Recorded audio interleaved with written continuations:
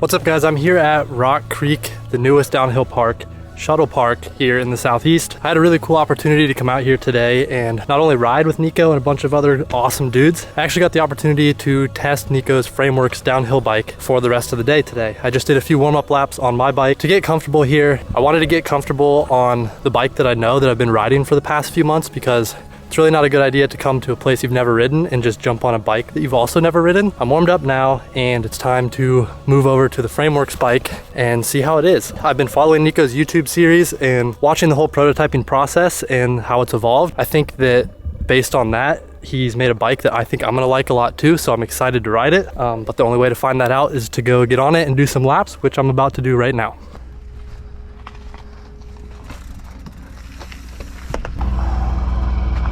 All right, going up for my first run. Neko just set the bike up for me. I've only done 2 runs on the racetrack, so I'm gonna warm up on that bike and get used to the track a bit more. Yes, sir. It's nice and warm in here. Yeah. I was starting to get freaking cold out there. Was anyone else down there? No, Just kids take their time. you're just too fast. I didn't know how fast I could let it go going down the hill. So I went pretty slow. I didn't know, like, cause fuck, if I start going too fast, Can't stop. something happens. Yeah.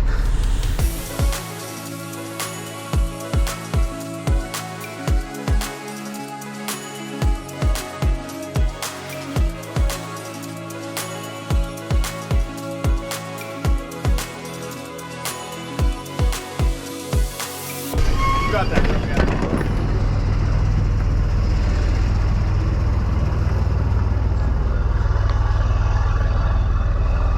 Oh, it's so heavy when it's far out.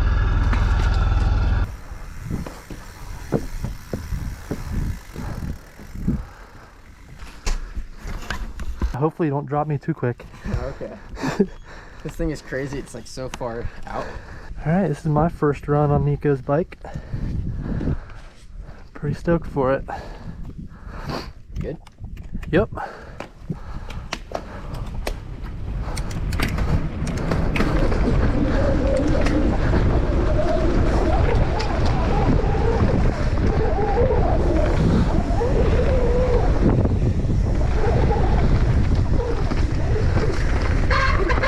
Whoa, look at these brakes.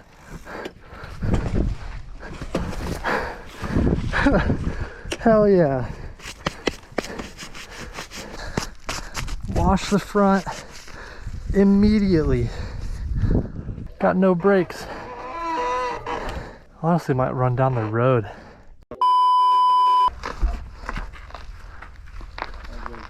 Dumped it at first corner. What? I went to grab brake and forgot they weren't there. Oh, It was all burning good. by the end. I hopped on the blue so I could just heat them up. Hey. They're working a lot better by the end of that.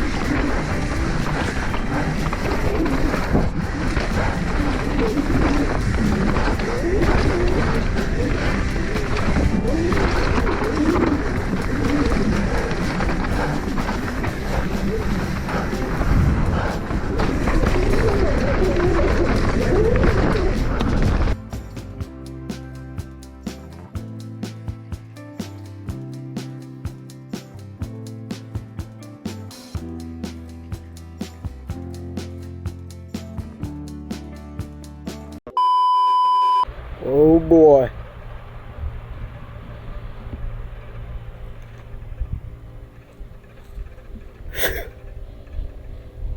See that? Some nice ice right in the middle of the trail. Doesn't look too grippy. We got some lethality right here. Whoa! Look at that rut. Right into the ice patch. Boy, you better hold on.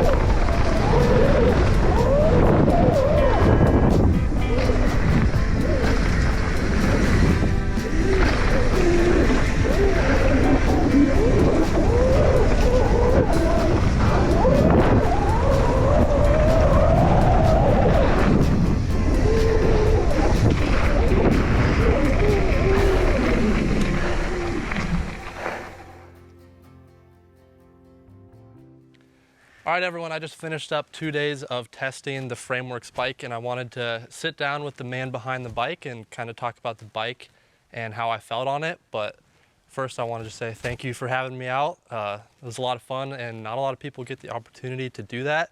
So I think it'll be cool to kind of give my impressions as not a World Cup racer. So thank you. Yeah, no, I was stoked to get somebody else to ride it. Not a lot of people have ridden my bike other than me. And you've ridden a lot of bikes and you have a pretty good understanding of how they work. So it'll be interesting to hear what you have to say. Yeah, like I said, it was a lot of fun. You originally asked me if I wanted to just borrow a frame for a few weeks and put my components on it, but being that I'm in Ohio and I don't really get to leave the state more than maybe once every 3 weeks to ride downhill, I thought it would be a better opportunity to just meet him down here and ride. And I also wanted to try it the way you had set up because I thought it would be cool to try all the components and setup that you have, but we actually kind of found out real quick that we had to change some things. So I want to hear you talk about how you had the bike set up originally, and I think let's start out with what version are you on now and what's different about it now than when you started? Yeah, so this is the 4th version of my frame. I started out with 2 prototypes, a high pivot and a standard pivot height bike.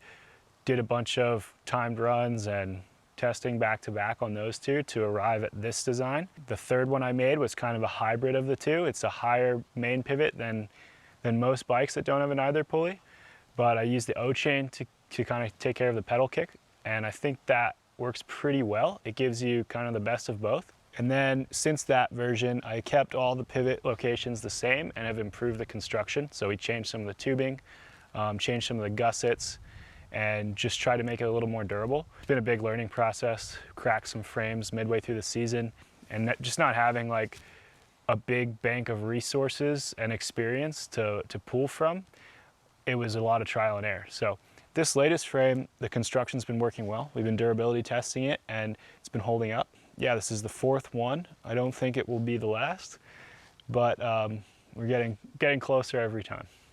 Let's talk about, since you probably know a little bit better, the differences between the demo that I've been riding and this now. One of the main things that I noticed right away was that the setup on my demo, specifically for the racetrack here at Rock Creek, the compressions are pretty gnarly out there. So the suspension setup I had on my bike was far too soft and I didn't have any heavier springs. So my bike was pretty much unrideable here. So I couldn't get like a super good comparison suspension wise, but geo wise there was a difference. So maybe dive deeper onto like the specific differences between the geometry on the demo suspension wise and like numbers wise, I guess.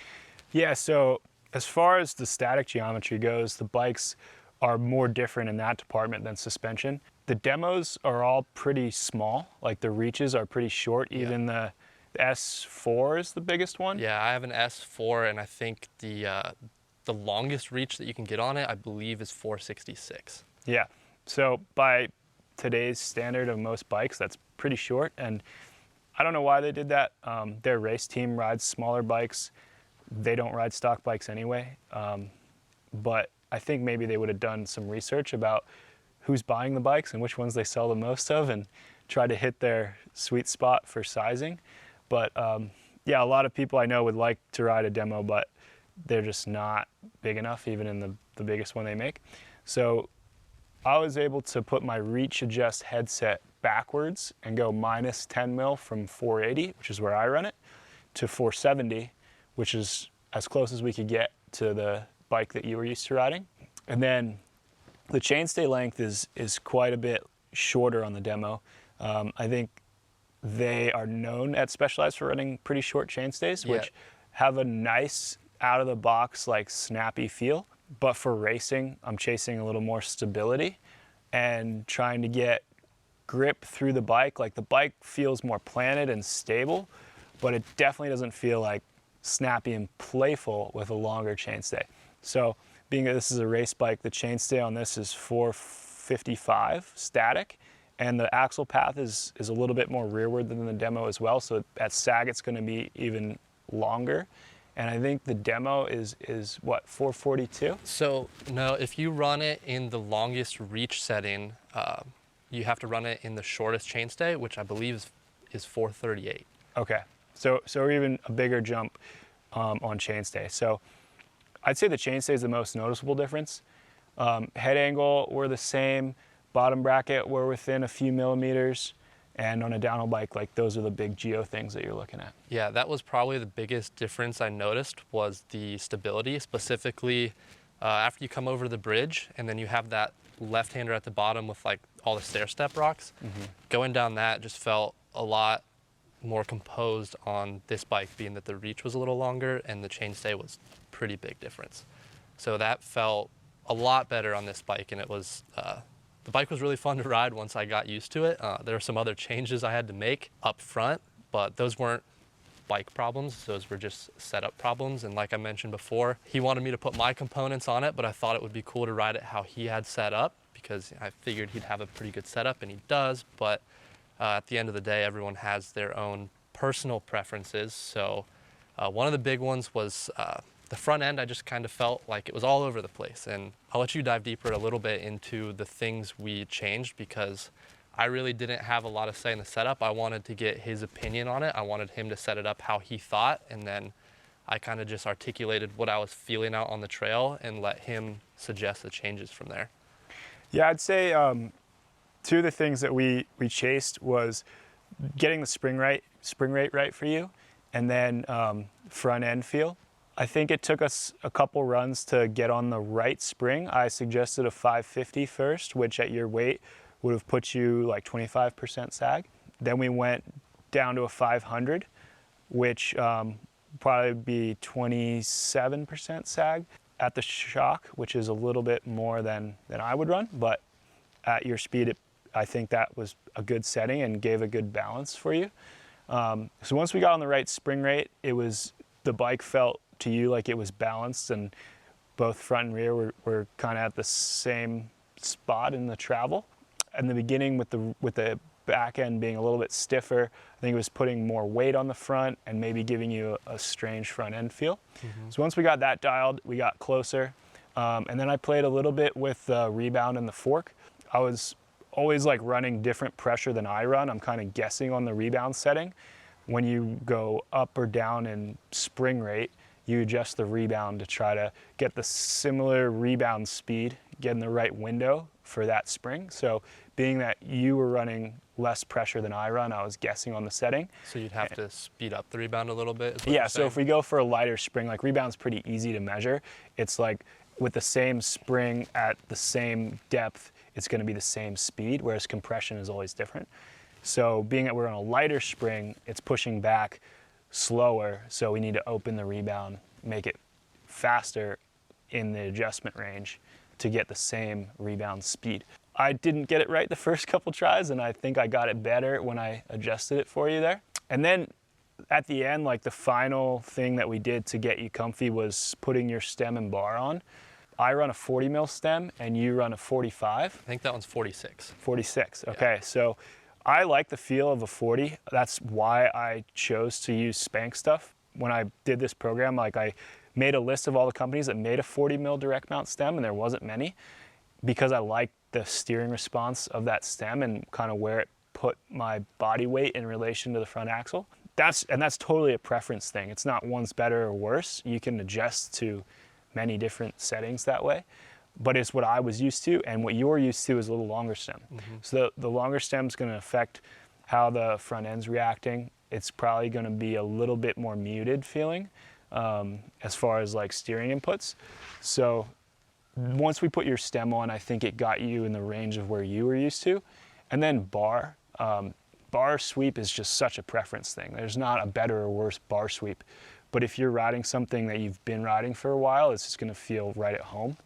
So putting your Cockpit on there was, it's not a better or worse thing at that point, it's just a comfort. Yeah, and we also messed with axle to crown too. Yeah, so the nice thing about a downhill bike is you can slide the fork tubes up or down to change the axle to crown. I've found to get the bike to turn a little quicker with this setup, I run a shorter axle to crown and then put more spacers underneath the top crown to get the bar height you want. And that's worked well for me and a couple other people who have ridden the bike. I think you were used to running a little taller axle to crown on the demo, which is going to handle, again, a little bit more muted. So when you said that the front end felt a little all over the place, like it was deflecting more, I pushed the fork crowns through and made the top crown as low as it could go to maintain the bar height. And that seemed to also give you a more stable front end feel. Yeah, and I definitely felt it. Like he said, it just felt like going through all the like choppy, like off camber stuff. It just felt like the front end was just getting kicked around and it was hard to keep it stable. And that could be partly my issue, not being strong enough or something. But I was getting pretty tired by the end of the day because I'm not used to riding this kind of stuff, and the compressions on this track are no joke. But that was why it was built that way, and it's a lot of fun. But those are just personal preference things. Once we got those dialed in, I could actually like push the bike, it felt like, and the bike feels really good. We were talking earlier that the suspensions are pretty similar numbers-wise, like progression and stuff like that. Yeah, the demo is a great bike. Like the way that their kinematic works is pretty similar. Theirs is a little bit higher average rate than mine is, but they're not drastically different. I think that's a really good platform to start with. Yeah, and I've been comfortable on it, but it was nice to ride a bike that's a little bit longer that fits me a little better. And for reference, I'm 5'12" and about 180 pounds geared up, so that'll give you an idea of how the bike should fit numbers-wise. You can go back and look at those if you want to dive deeper into it and think about it for yourself. But at that height and weight, this thing felt really good by the end of the day. I just couldn't hold on anymore. What are the future plans? Do you have any more changes that you want to make to the bike? Yeah, and I do have a bunch of changes I want to make. They're getting to be more fine detail oriented as we go on. I guess like anything would be. In the beginning, you start out with a wider range of adjustment, and then as you figure out what you want, you're getting to smaller changes each time. I'm going to continue down with a similar kinematic as this. I really like the way that this suspension system works.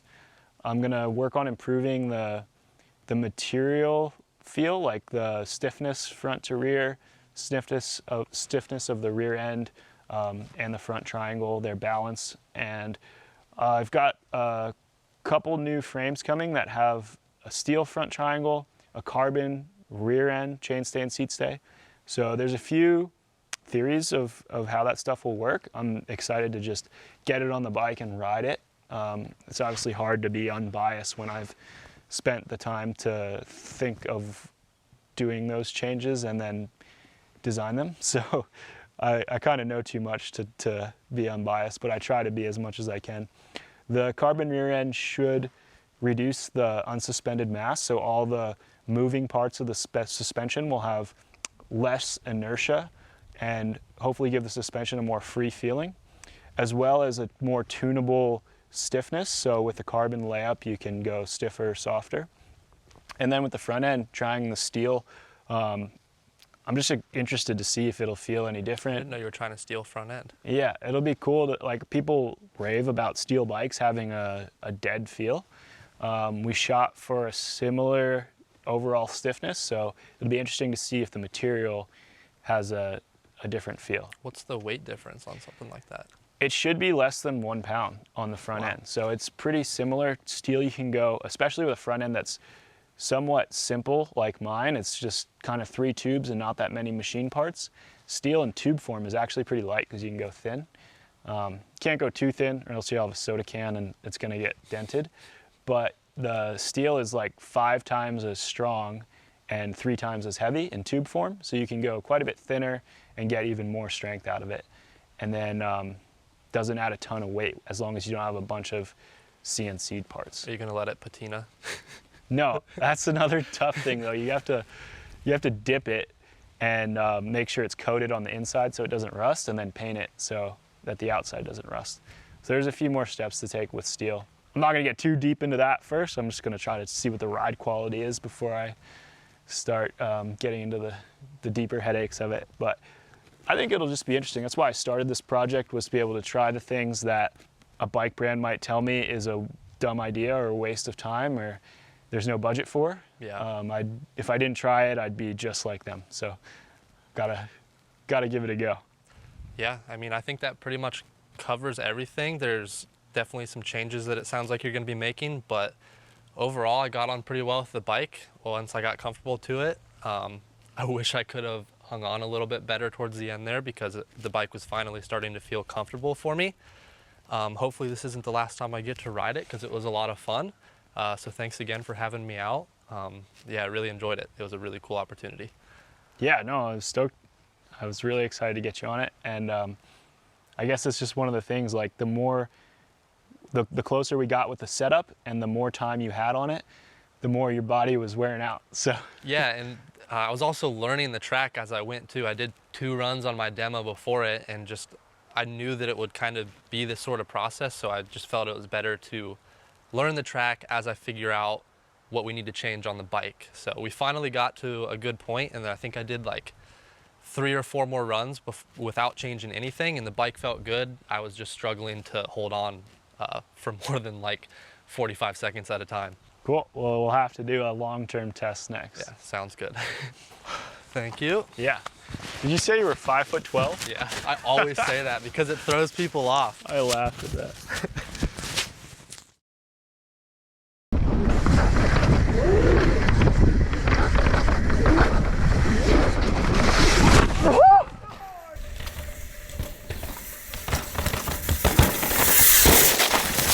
Oh, are you good? Yeah. Did you get that? Oh, yeah. Stop recording until you leave the screen. Hell yeah.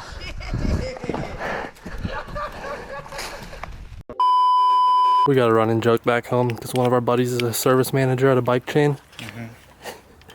We all call ourselves just garage mechanics because he always gets on our ass for doing stuff not the correct way. I would call myself a bush mechanic. A bush mechanic. You know, like guys that fix shit in the desert, in the middle of the Descartes. JB welding their fucking motorcycle back together. Yep. I can do work like that. But like all these bike builds I see online of people, like just everything's clean, every tool's like exactly in the right place, and the bike's just like snapped together. It's just, I've never put a bike together where that's happened. There's always just like shit all over the ground, missing pieces. In the end, I get it together, but I'd say most people is probably more in line with that experience than everything just being like a dream.